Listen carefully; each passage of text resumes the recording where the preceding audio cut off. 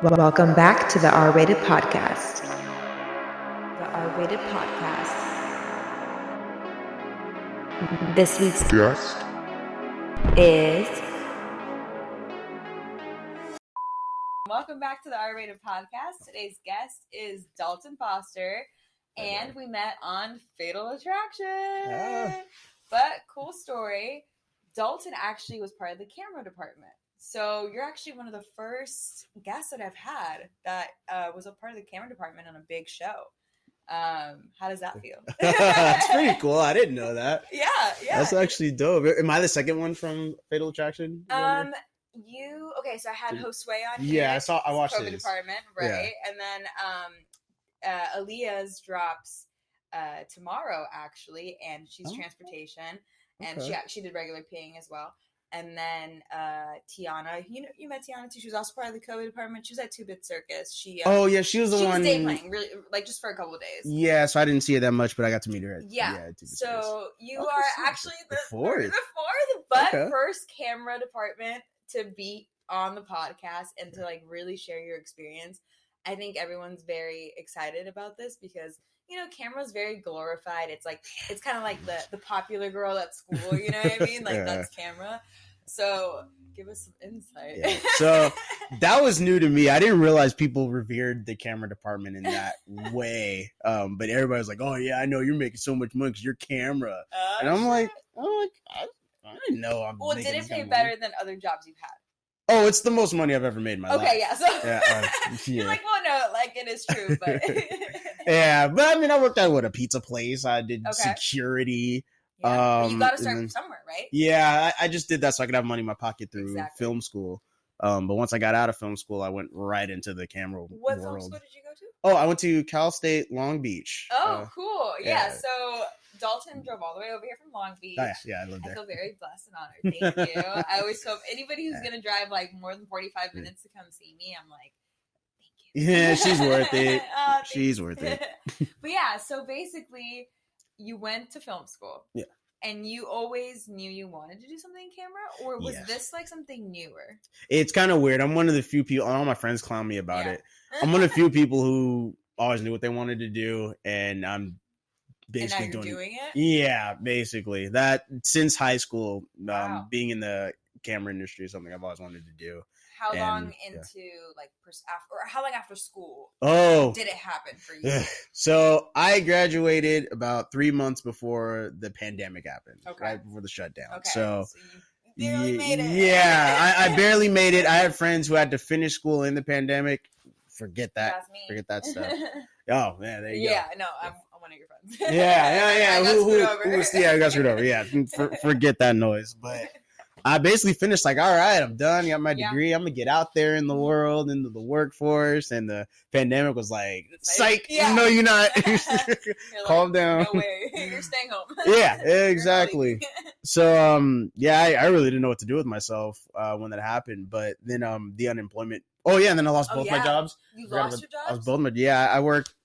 Did security for events, but events weren't happening anymore. Right, no events were happening. Yeah, so I lost that job. Then I had a job where I was working at an after-school clinic, but then the schools were shut down, so lost that job too. I mean, that makes sense. So you didn't lose your job because you like did something. You literally lost it because the whole world was getting shut down. Yeah, because the whole world. Yeah. I mean, it sucks. Like, obviously, it feels personal. It was like both my jobs, but it was really out of your control. Yeah, and what was tough about it was I had some friends who got to keep their jobs. Like I had some friends who worked at Costco and we need groceries, right? Yeah, that's not gonna go out of business. So we hope. And I had a friend who was cleaning boats, and he got to keep his job. Yeah, because he's not around people, so he got to keep his job. Yeah, that makes sense. Makes sense. Yeah. Okay. So we're feeling a little discouraged at this point. You're like, all right, pandemic just hit. I lost my job.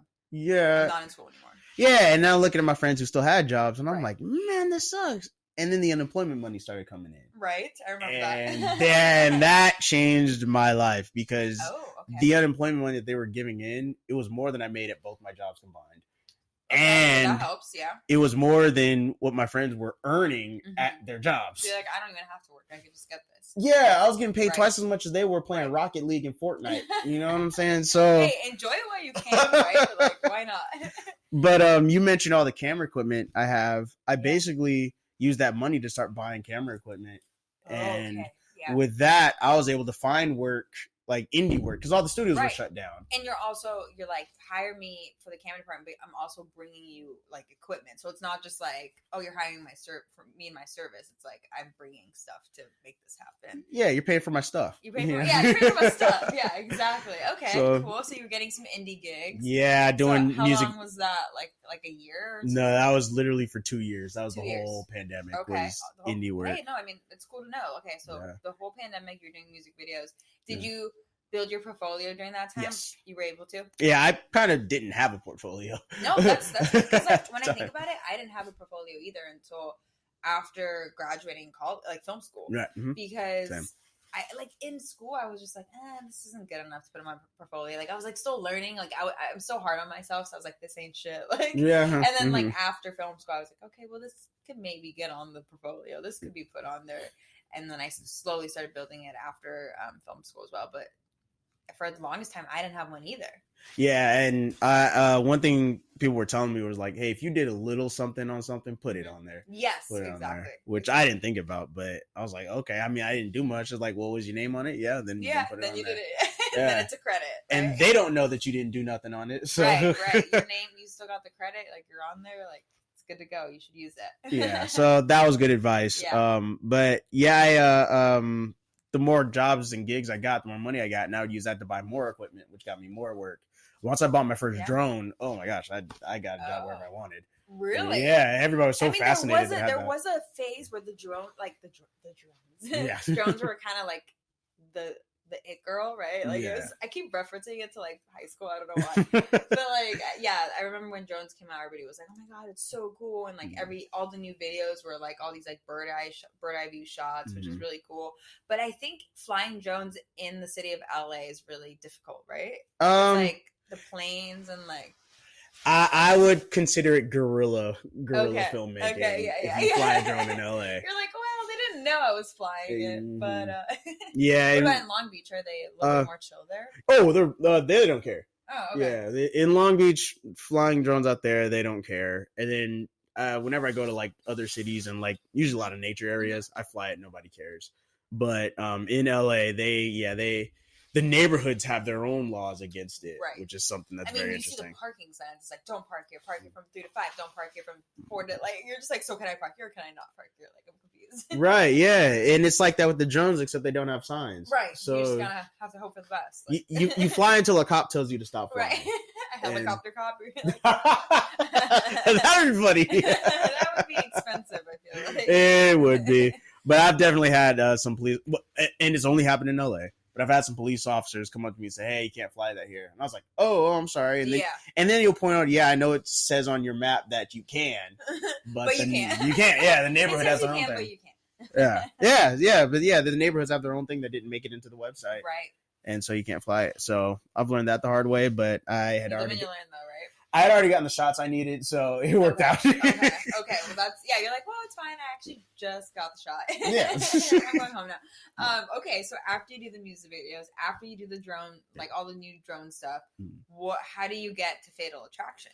I got lucky. I can't... That's awesome, though. That's cool that you're able to say that, though. Like, I got lucky because, I mean... That's an opportunity too. Like, let's hear it. Yeah. I can't say, oh, I'd worked so hard and applied everywhere, and that's how I got the job. Yeah, I did all that too, but they weren't interested. Hey, keeping it real though, like this is the real shit. You gotta hear it, right? She's right. You gotta hear the truth. You did work, but it wasn't maybe not like the work that you thought it was gonna be to get you to Fatal Attraction, but you did do work. Like in the pandemic, you were buying stuff to build your resume, build your portfolio. So, like, yes, maybe this situation like felt like a lucky one, but you did also work for it too. And when you were when you were on Fatal, it's not like you were just like, sitting there like I made it. And I didn't do it. Like you were working for it. Like trust me, I saw it with my own eyes. Like oh, Dalton's, first one here, getting food for everyone, helping load the camera, whatever it is. But yeah, okay, we'll get to that. No, yeah, thank you for noticing. You're like, thank you for noticing. Yeah, honestly, yeah. I do notice. So it does make it sound like I was just a bum and doing nothing. No, I was. Like give yourself more credit. I was working, but the work during the pandemic, it's nothing you could like make a living off of. But it was more than I had made up until that point. Right. And when the shutdown started to lax itself, things were starting to opening back up. Studios started to open back up again. Those indie jobs weren't coming like they used to. No, because they didn't need to do indie work anymore. They could go back to the studios. Right. So that's when I was kind of like, man, I got to get on the studio right now. But I was out there applying and nothing was sticking. But I got lucky. My dad sold a motorcycle to somebody like 10, 15 years ago. Oh, it was 10 years ago? Yeah. Whoa. That he sold. Yeah, it wasn't like he sold him a bike recently. It was literally like years That's actually ago. even more interesting. Okay. Yeah, because he doesn't even sell motorcycles anymore. He sells cars he now. doesn't even ride bikes. Yeah. No, he sold them 10, 15 years ago to guys in the industry. And they kind of just kept in contact. Sometimes you make friends. 10 years ago, your dad sold a bike to this guy who happened to be a cameraman in the industry. He was a producer. He wasn't even a camera guy. Oh. He was a producer. But now is a cameraman. No, he's still a producer. Okay. So this guy's still a producer. Okay, yeah. Sorry, I'm jumping the gun. No, it's fine. And then how do you reconnect with this guy 10 years later? Oh, wow. Yeah. Well, apparently he had reached out to my dad because 10, 15 years ago, I was in middle school. So, right. Yeah. I want to do film, but I got to finish graduating. Yeah. Well, in middle school, I wanted to be a Power Ranger when I grew up. Oh, yeah. So I really didn't know I was going to be in film. You didn't want to work 16-hour days at Paramount? And that or Power Ranger. Nothing for that. But no, once high school, I decided to pursue film. And then once I was pursuing it and finished school and whatnot, my dad and him kind of talked and, So they remained friends. They remained friends. Okay. What happened. Okay. And when you check in on somebody every now and then, it's like, oh, hey, how's it going? How the kids? Yeah. And dad was always like, oh, yeah, he's got one kid, just me. Yeah. And he's like, oh, yeah, he's doing this in film. He's finishing up school. He's doing camera. And the producer, I got to give him a shout. His name's George Perkins. Thank you so much for the back to job. George. So we literally just did an episode with Izzy, which is George's assistant for Fatal Attraction.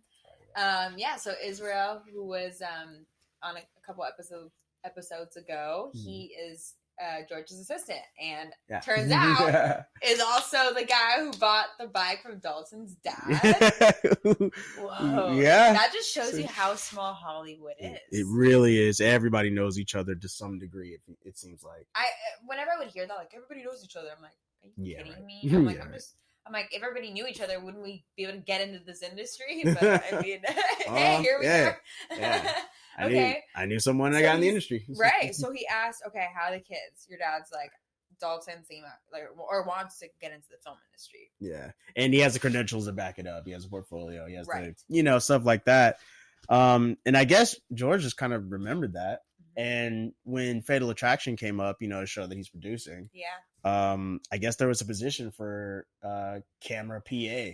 Wow. Which doesn't really exist like that. There's production assistants for most shows, but the camera department usually doesn't get their own production assistant because they have the utilities, the digital utilities.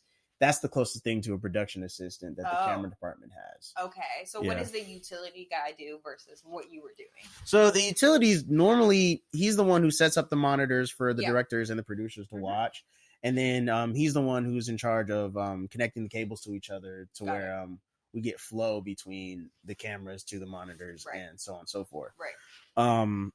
And doesn't sound like much, but when you see how much gear that no, it's a lot. Like every position is so crucial. Like I try to like really stress that on the podcast because I feel like, back then it was always like, oh, the camera and the director and the actors are like the main people, but it's like there's so many like layers to this, and like every position really helps make this film happen. Like, like you might not think like, oh, the guy setting up the monitor, like how does that have to do with it? Well, it's like if we didn't have these setups, then the director or the camera wouldn't know like what they're even shooting, and it's just like you're kind of guessing, hoping like they're nailing the shot by you're just like telling them like like pan that way, and you're like trying to see. If you didn't have a screen or a monitor, like how would you even judge that? Yeah, no, you're right, and it's more crucial than people realize, and it's really what all the directors are basing the whole shot off of. The whole scene, like Yeah, because back in the day, they used to have to be there and Right. try to be out of the shot, but then Right. they'd be in their own shot, and that looks Right. real stupid. yeah. Now we have all this digital stuff that they don't need to do that anymore. Right. Yeah, they talked about back in the old days when everything was still on film. They needed camera needed a whole bunch of PAs to carry all the film stuff. Seems like it'd be heavy. Yeah, exactly. But now we're not using film anymore. So yeah. To carry. Once everything turned into digital, like you said, all those kids carrying that equipment weren't needed anymore. But they needed somebody who knew technology and could make all that digital stuff work. And that's where the digital utilities position came in. It's basically like a PA who knows technology. Basically. Yeah. That's actually, I mean, that's cool. That's unique. Yeah. And then do you think with this position, like now you're able to work up to the next level? It would be utility, right? That's like the next. Yeah, that's the next step, I guess. And then after utility, what would be the next step? It'd be a second assistant camera. Oh, second AC, then first AC, and then it'd be an operator. Like B cam operator, and then like main DP or something. Okay. Yeah, it'd be operator then DP. Is that your goal to be main camera operator, or would you be okay with like first, second AC, or like what's the goal for you? I'll be honest. When I was in high school, my goal was to be an operator. Cool. Yeah, that's why the first thing I got was a camera, and I have my own like little steady camera for the camera. Yeah. But it's not like Paramount grade equipment. Well, it's India grade equipment. I mean, we don't have like $15,000 to drop on a camera right now. But right. Maybe one day. Maybe one day. But yeah, that is what it costs. Like when I was buying my like second GoPro, I was like, yeah, like it's $400. Yeah. And I'm like, okay, but like you're gonna use it like every week. Like you're gonna get, it's gonna get used. Like you're getting your money's worth. Right. But I was just having a moment of like being stingy, and I was like, $400. But I'm like, you want to buy like a camera that's like $13,000 or $8,000? I'm like, this $400 camera's okay. Makes you feel better. I didn't get my first GoPro until I started working on this show. Oh, really? Yeah. Cool. Yeah. Okay. Yeah. So, I had like an $80 knockoff, but it was not. But yeah. But we're like, I mean, first of all, when you were doing the show, did you even have time to work on your own stuff? No. No. Because like this is like the month of me like catching up. Like we were saying earlier before we started recording, like doing laundry, like going to the grocery store like a normal person again, Yep. But yeah, it's now I'm like, okay, I have time to like write again. I have time to like work on the podcast. So I feel like now, are you in that stage, because we're done shooting, are you in that stage where you're like, all right, I'm going to work on my own stuff again, build my portfolio, or are you going to try to like hop on another project and just get more hours to work your way up to utility, or like?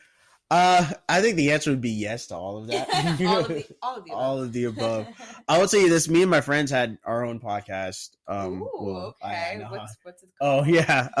It's called. Are they on Spotify? No, we're not on Spotify. We're not there yet. We're only on YouTube. Well, get on Spotify. I'll tell you how after the podcast. Okay. Yeah, my friend who started it. Yeah, he'd be super happy to hear that. Yeah. Yeah, no, it was called we're called the Balanced Boys. That's our name. Why Balanced Boys? What does that Yeah, mean? it kind of it started out as something me and some friends did. We were all from high school, and me being a camera guy, they could use me because they were like actors. They were like You're like, okay, you'll be the like behind the camera, we'll be in front of the camera. When you have that setup, it's perfect because it's like, all right, no one's fighting to be in front of the camera. Yeah, and it's perfect because we were friends first. It wasn't like we were trying to get in the industry and became friends off of mutual interest. We were friends from high school originally, so I think that made it more important to us that stronger connection. The friendship comes first, right? Then the podcast. So I think that was kind of important for us. Have you remained the relationships that you have made on Fatal, like camera department specifically, because that's your department? Like, have you stayed in contact with them? And also, have you stayed in contact with other department crew members? Well, I'm here with you, right? Yeah. Well, besides me. No. It's funny. The camera department made like a group chat of all of us just to give each other information on the show. Nice.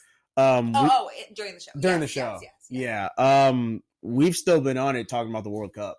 Oh yeah. I know, that's a whole nother thing. Yeah, it's one of the but yeah, one of the our second AC to the A camera. Her name's Gail. She's from England.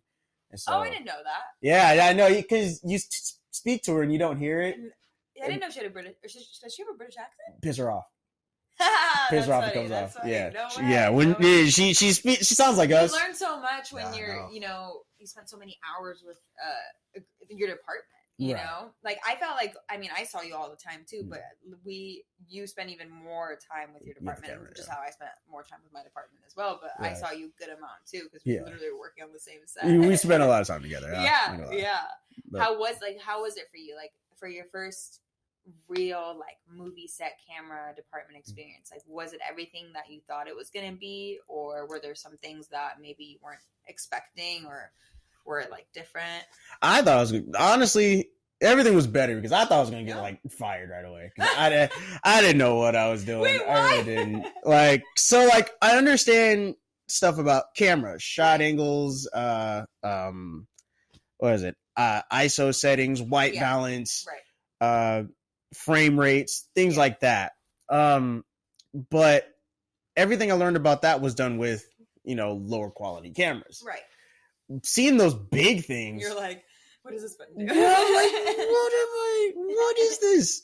These look like weapons. Like, And even though the concepts are still the same, how to do it is completely different. Mm-hmm. And when it came to that, I didn't know what I was doing in those regards. Granted, I wanted to be here, because that's where I want to be. Yeah. But I didn't realize how much I didn't know until I started working. But honestly, I feel like some of this stuff comes with just working and experience. Like you kind of just have to do it. Like I don't know if like they could teach you this out of like a textbook. Like, like on certain days, like you're going to have cord problems. Or like, I don't know, like whatever it is for you. If when you did have hard days or like things that you couldn't figure out maybe by yourself in that moment, did you have someone you could ask? Honestly, the whole crew. Yeah, everybody knew. But you felt comfortable enough and like, this is a safe space that I could ask them a question and they're not going to make me feel like I'm stupid for asking, like, cause like some people like, cause there's experience, they could be like, oh, you don't know, but it's like, I'd rather ask the question than like do it wrong. I catch myself trying to figure it out first. Okay. I caught myself trying to do that, and that was that the way to go? Tell us. No.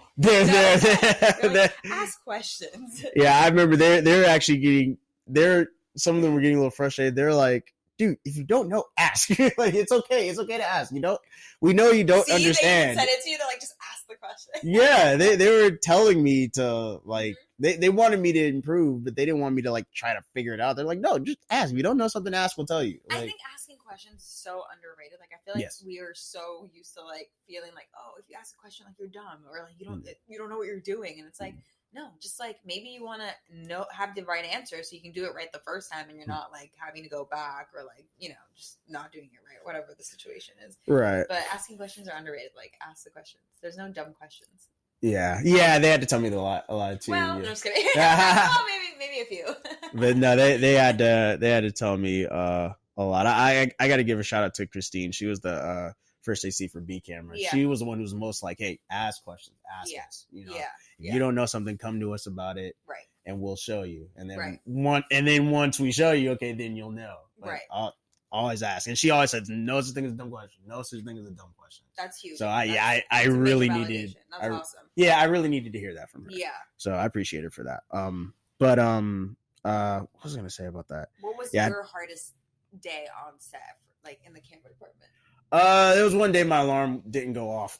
Yeah, that was the hardest day for me because not only did I show up late because of it, but it was a day. Like a ripple effect, like showing up late, did everything else like kind of get delayed, or like how was that for you? No, it was more like my crew had to carry my weight, if that made any sense, right. and I didn't feel good about that at all. I get that. Granted. The show was fine. We never really had an issue as far as like. I was gonna say, I feel like there was never like a problem, but like I'm sure there was some date because I've talked about this on the podcast before. Like some bad, like if there's a bad day, it doesn't necessarily mean we're all having a bad day. Like, maybe it's just our department because like someone got COVID, but like Cameron's doing great, getting all the shots that they need. So that's why I'm like, was there ever a day that maybe felt like hard for you? But maybe, the other departments didn't even notice, or like we were all like, oh yeah. Here's the crazy thing. Even though that day was really hard for me, they're a machine. Yeah. So even if a part's missing, their machine still functions. Yeah. So it wasn't like I hurt the show so bad that they couldn't do their job. Right. It was just they had to work harder. Right. Which I didn't like at all. Right. I get that. And it was tough because it was a day where we were moving, like stage 2 and 4, like at the top of the hill.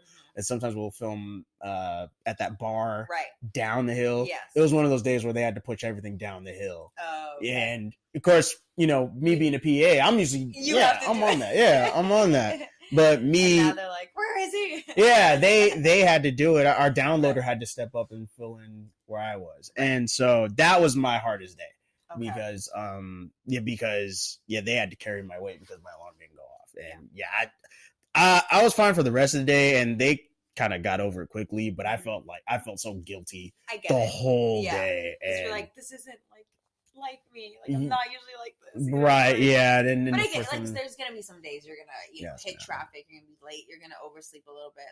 Like sometimes in LA, like 5 minutes makes such a difference. Like if you literally oversleep for 5 minutes or leave your house 5 minutes later than you usually do, like you will not make it on time. Like I bought a go ahead. No, seriously. Like I would drive. Like I live in the valley, and then we'd work in downtown or Long Beach. I like those days. Prepare for this. I'm like, do I need to wake up like 2 hours early? Yes, you do. Yeah, I like those days when we're in Long Beach. I know everybody else hated me, but I love those days. No, it was just fun to complain. Yeah, he always would drive from Long Beach, and he'd like never complained. But then the 1 or 2 times we would shoot in Long Beach, we were like, we all had a drive over here. And he's like, yeah, welcome to my life. Yeah, I call this Tuesday. Right, literally.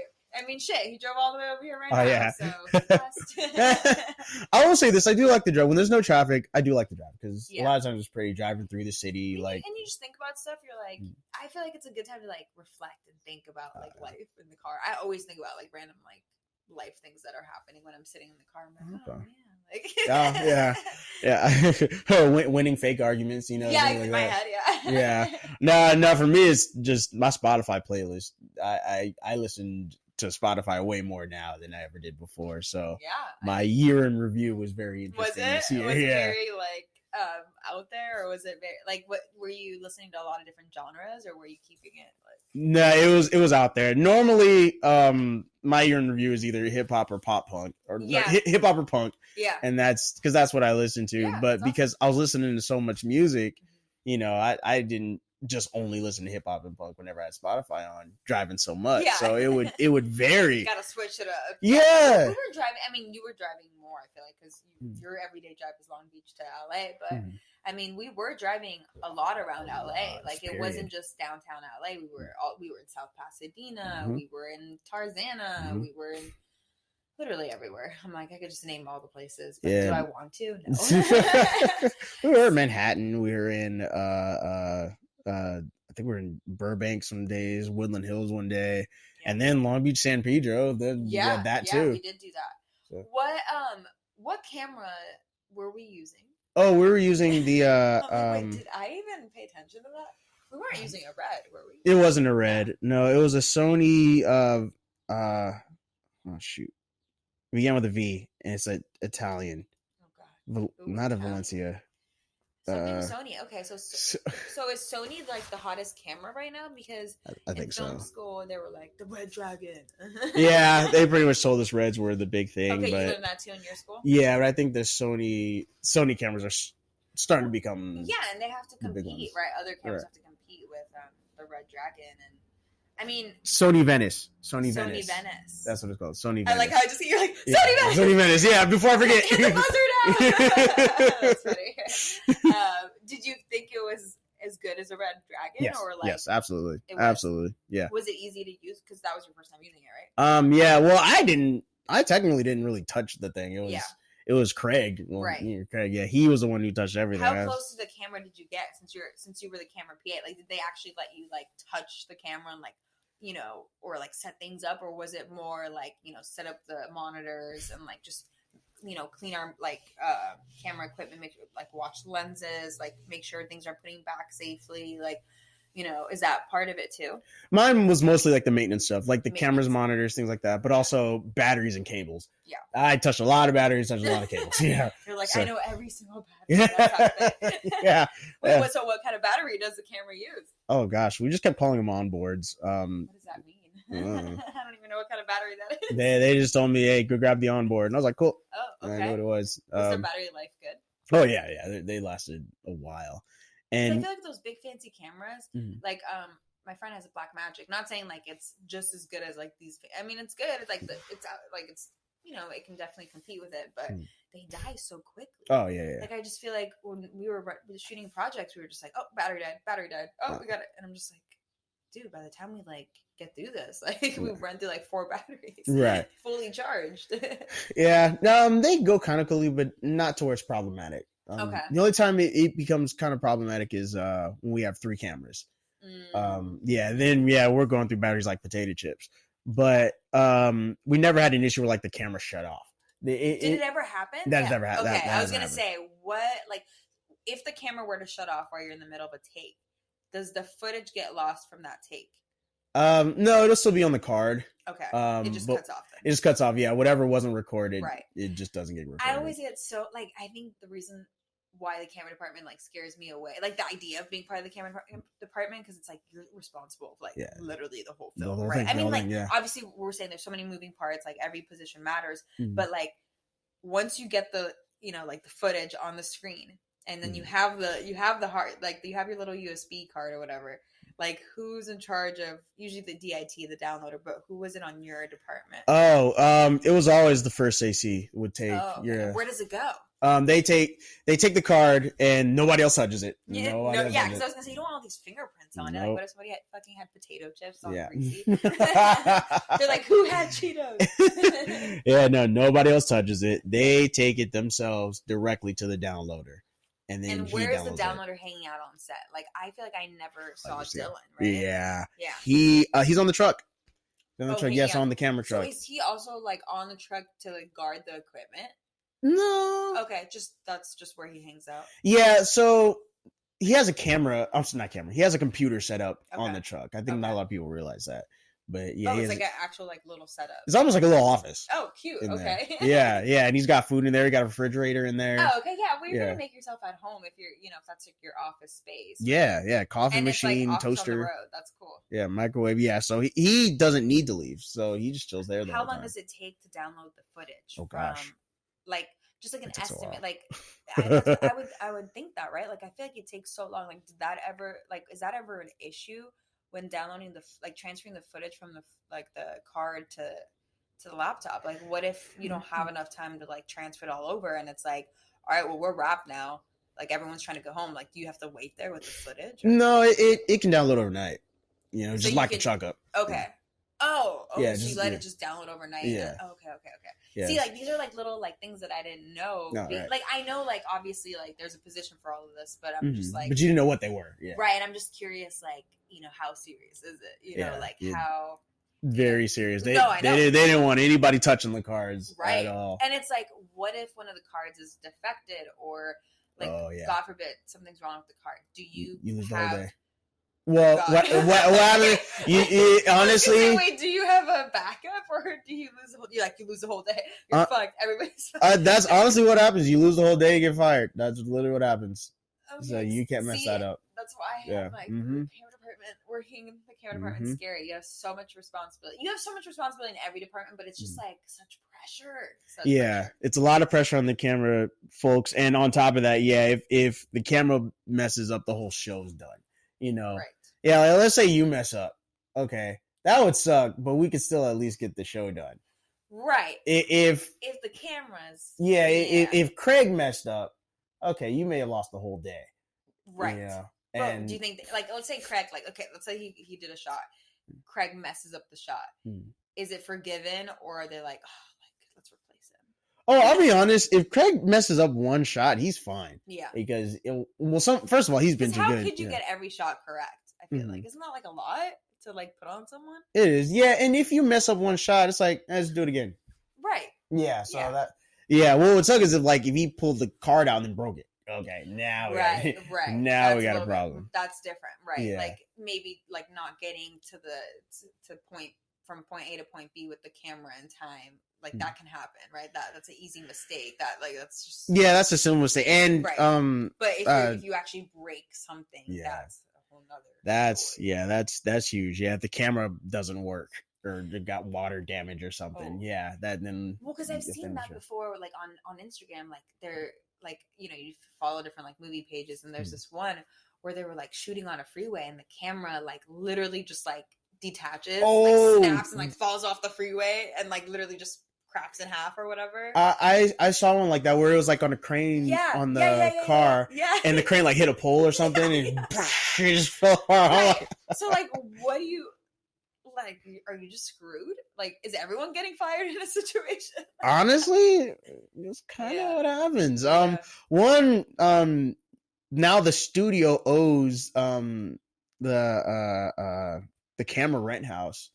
Oh, they owe them all that money. Right. I mean, every department has their insurance too. Right? True. Yeah, I'm sure. I wonder if like everybody has to get the same insurance so that like they're just like saving their ass. Like they're not gonna. I don't know. Probably. I'm assuming so. Because I know our department got insurance, but I'm sure you guys had to get like the best insurance, like for the camera stuff. Yeah, I'm sure. And because I'm not union yet, aren't you? How many days until you're union? Oh yeah, so it's interesting how it works. So apparently, you need 100 days to join the union right away. Okay. I have 82. Oh, well, you're almost there. Yeah, I'm almost there. You're almost there. You got this. But yeah, I just spoke with guys like the head of the local 600 camera union in New Mexico, and he was telling me, you need that to join as like a first AC or second AC. We said as a utilities, you actually don't necessarily need all that. I was like, really? So what is your next step? Well, it sounds like all I need is $5,000, and I'm just going to join the union.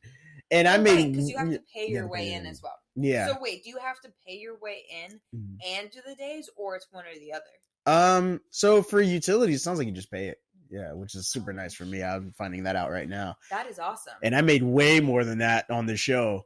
Did you save your money? Oh yeah, Okay, good. Yeah, I barely spent any of it. like it's good to make that kind of money, like quick money fast, but you also have to learn how to save it. And then it's like, okay, are you gonna work on another project and save that as well, and then you have like 2 projects worth of like funds that you have in the bank account, or do you work one and then take a break, enjoy that, and then work again? But I don't know, everyone's different, but it's good that you saved. I think you're always using your money very wisely. Like even when you were in the middle of the pandemic, you're using your money to buy camera equipment to work on your portfolio and all that, which is huge.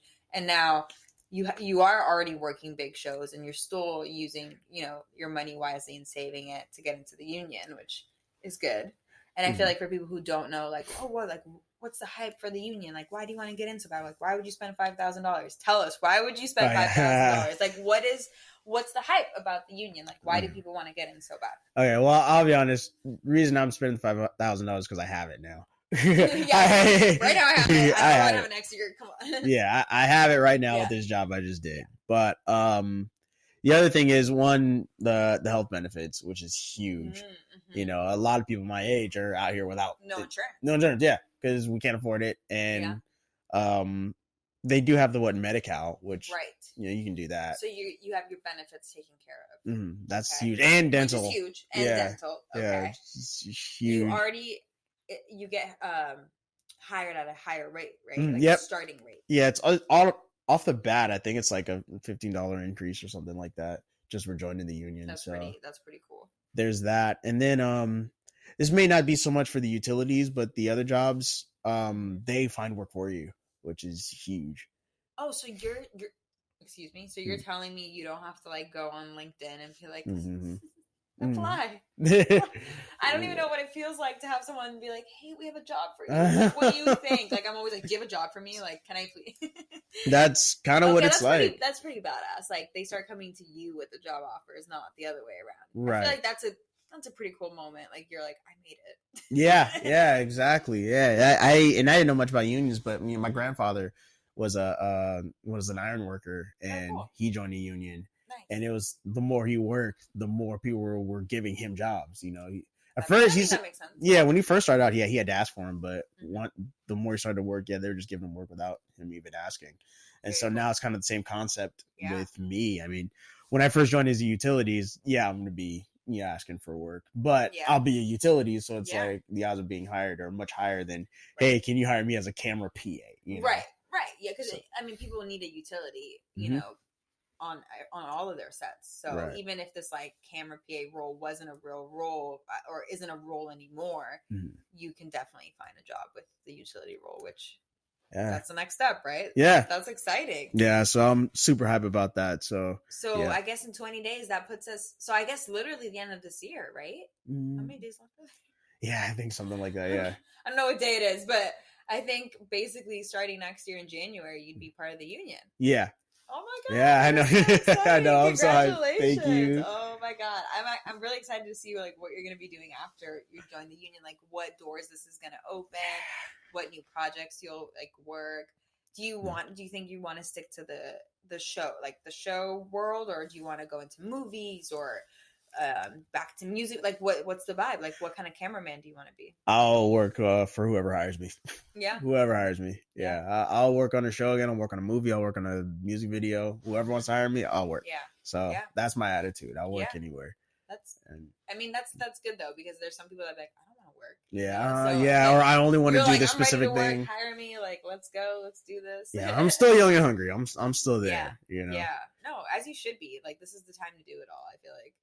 And if you make mistakes on the way, it's fine. You know what I mean? Like, who doesn't learn from their mistakes? I'm like, I don't know anybody. So yeah, that's expected. So yeah, I mean, and again, I want to give shout out to my camera crew for that, because I'm sure I made a lot of mistakes and stuff. Oh, but yeah, they're very good at helping me get through all of that. So yeah, that's probably what I like about the show or about this business the most, is that you really do make like a second family. Away from your family, and you all look out for each other, not just because you want the show to do well, not just because you want to perform well, but just because, man, everybody's just cool. You know, I didn't have any problems with anybody on the show. That's great. You know, we were talking about who was like your. I remember we had a conversation with friends, but like, who's like your arch nemesis, or who didn't, who didn't get along. Hard time on set. And I didn't have one, which is crazy. Which is great. No, but you're you're so likable too, and you're just like very positive and easygoing, and I feel like we need more of that on set, because like some days are long, and some people might be having a bad day, but if there's some other people that have that good energy, that good attitude, it's just better than like everyone's all like sulking on set, Right. Yeah. And I think I was starting to annoy people with that. There was a day where we had double. Why are you so happy? Yeah, honestly, there was a day we had double ups, and and the crew that I was on was done for the day, and they were kind of they were jokingly saying, well, we're done, but if you want to stay and work with the other crew, you sure can. And I was like, you're like, yeah, I can do that. I literally was like, are they going to pay me? If they pay me, I'll do it. Yeah. Yeah, I was like, if they pay me, I'll do it. And they're like, oh my God, go home. Dalton, just go fucking sleep. Go home. So, yeah, I went home. But, so I went home. Yeah. But, yeah, if they had paid me, I would have stayed. So, they joked around about that, like, oh my gosh, dude, just go home. But they were cool about it. I love it though. Like, you're a hard worker. You're like, I'm already here. You already drove all the way over there. You might like if they were gonna pay you, why not, right? Yeah, and the traffic going back was really bad. So I ended up just I have a friend who works in West Hollywood. I ended up just going to him and his job, just hanging out with him. So okay, cool. You're not tired after these like long sets. Whenever we got off work, I was like, take me to bed right now. Like I can't see anyone. I can't talk to anyone. Yeah, well, that double up day, it was kind of a half day for us. So when I was on the set, that was longer. So when I got off, I was like, it just felt like another work day, like another long day. Mm-hmm. Yeah, no, for me, I was on the shorter one. So I still had fighting me. So right. What about like when I'm trying to think of. You guys work very close with lighting, right? Electric and camera. Yeah, very much so. Was there like? I feel like with this, like you said, everybody worked really well together. Mm-hmm. If they weren't able to work well together, like they would be butting heads a lot, and like who kind of has the final say on that? Because like you know, like obviously cameras like I think the lighting should look like this, but the lighting department's like electric is actually like doing it. So like who has like that final say if there's ever like conflict? Not saying that this happened, but I'm like, what if? We only had one day where there was a conflict. Oh really? Yeah, it was only like one day. And basically final say came down to the producers. Oh, yeah. Okay. So not any of the departments that I've named. Okay. Yeah, basically, the was it George? Yeah, no, he actually wasn't there when it happened. But I remember when they told him about it, he was like, "Kids." I remember that. Yeah, no, it was Kevin. Oh right. Yeah. Yeah, I feel like Kevin had to make a lot of like executive decisions towards the end. He absolutely did. But yeah, this one, he had to step in and like calm everybody down. Like it got like a little like how do you deal, like, especially I know this is like your first big set, but from your like what you experienced and what you observed, like did you feel like when there were arguments or like disagreements, were they handled you know, appropriately, like professionally, like, or like what did you feel? Yeah, ultimately, like, it's interesting because we're all different departments. So it's not even like, oh, we all work for one person and, oh, let me be on good behavior. So right. No, it's almost low key like gang mentality. Like, yeah, you know, it's a gang. Yeah, like the cameras look out for the cameras and the grips look out for the grips and the lighting look out for the lighting. Right. That's so true. Yeah, they look out for each other first before they, you know, look out for other people. Yeah. And you know, I can see that potentially being problematic. But at first, all it meant was we just work together. It's not like you work for me. It's not like I work for you. We work with each other. Right. And we both want the same goal. You know? But it did lead to conflict, like, really only once. There might have been some, like, little things, but there was only one, what I considered an actual conflict. And when it happened, it's like who gets the final say and whatnot. And I was no help because I was sitting there watching it happen. You're just like, and I was kind of like, if they start swinging, I'm jumping in and helping out the camera crew. I'm sorry, but gang, you know. Right. But also, it's like you don't want to get involved because it's like then you're getting booted too. Exactly. You don't know what the consequences are, but I get you wanting to stick up for your department. Like I get it. Like those people, like you've been literally working like 80 hours with them a week, like. How are they not? You know, that's what would happen. I would have jumped in the fight on the side of the camera crew and would have gotten fired. Yeah, that's what would have happened. So that's why I said I'm no help. Right. But I was talking to Jennifer. Yeah. And you know, she was the one who was saying, if it happens, don't ever jump let in. it happen. Yeah. Let it happen.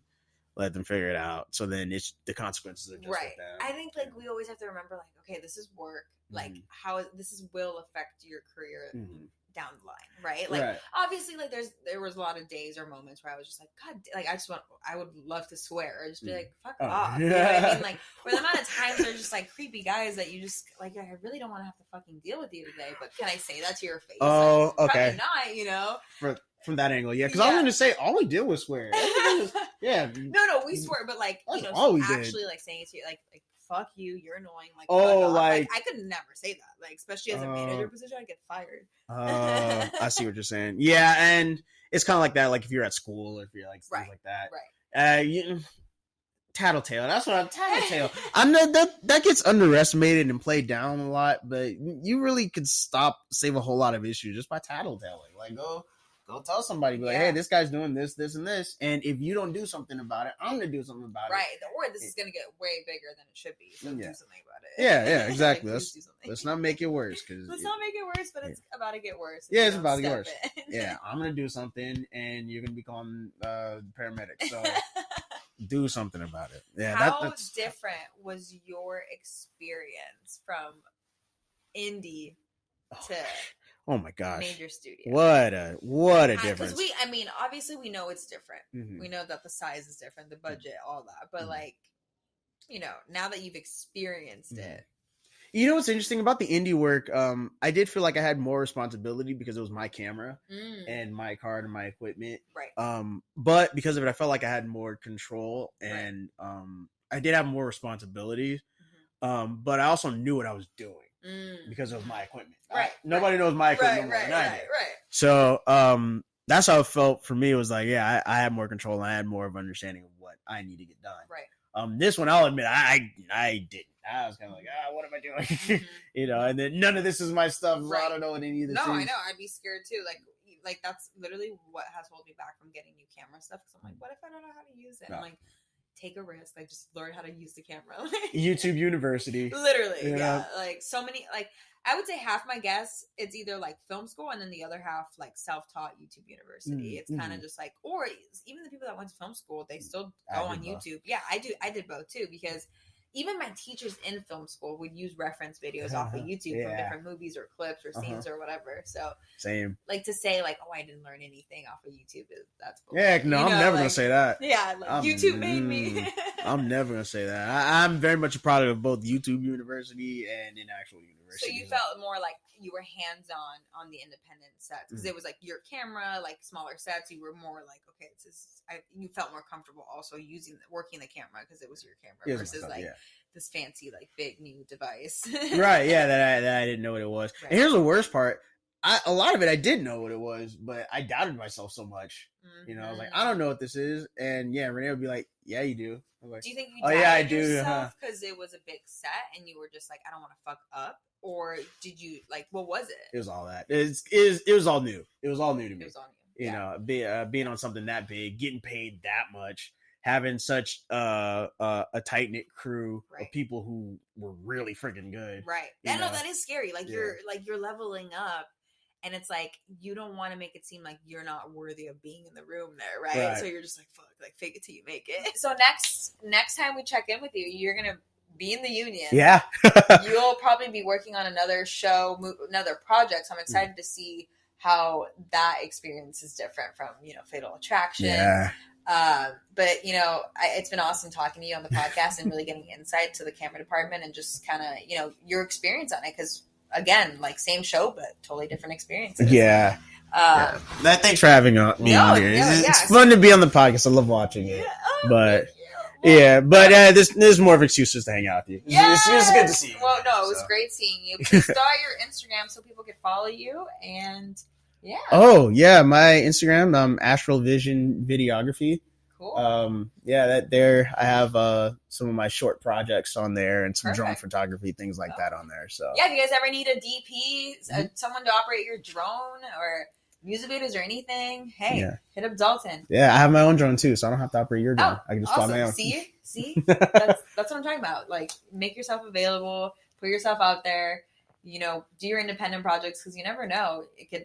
You could still get your way to the studios, you never know how it's going to happen. So. Yeah, emphasis on that. You never know how it's going to happen. So. And you never know, maybe buy a motorcycle and I might be a producer. Yeah.